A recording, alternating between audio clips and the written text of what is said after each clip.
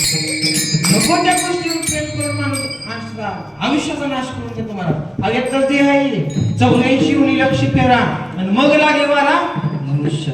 मग लागे वारा मानवाचा मग मनुष्य जन्म आहे महाराज आपण ही जन्माला येऊन सुद्धा काय करतो नको त्या गोष्टीवर आपण प्रेम करतो भगवंताचं काय रूप आहे